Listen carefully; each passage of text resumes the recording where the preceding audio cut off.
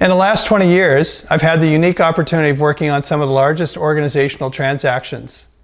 HP's acquisition of Compaq and integrating Compaq and HP was, up to that point, the largest merger or acquisition in the IT space. When Royal Bank of Scotland acquired National Westminster Bank, it was the largest merger and acquisition in the financial services industry. And when Chevron acquired Texaco, it was the largest transaction in the energy and petroleum industry. I happened to be in the right place at the right time, where I was involved in the three largest mergers in those industries. With each of them, the scope of work was different. It depended on the client and what needed to be done.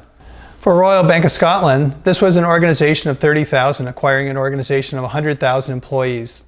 There were only a handful of those kinds of acquisitions or mergers in the world to that point, where effectively a minnow swallowed a whale.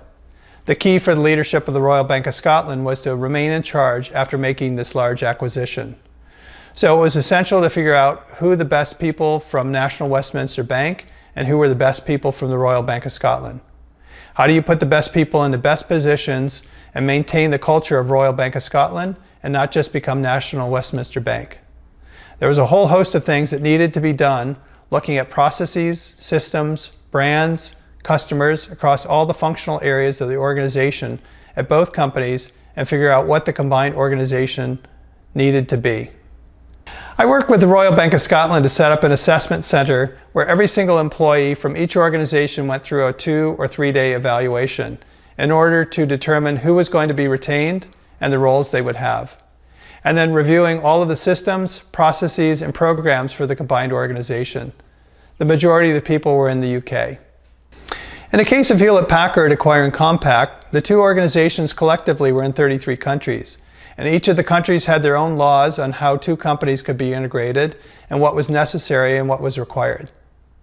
There were things that HP was getting by acquiring Compaq, and there were things that they didn't need. So there was a whole assessment of people, systems, and processes to figure out what the combined organization was going to be. In that case, HP was the dominant organization, and they were just picking up some customers, capabilities, and people and technology that HP needed because the IT world was shifting and changing.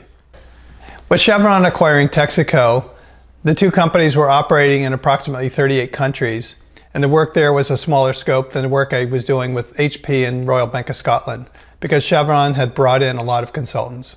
A lot of the work that we were doing was integrating employee benefit programs, helping them with communications across all their workforces worldwide, helping them with executive compensation, and some specific interventions.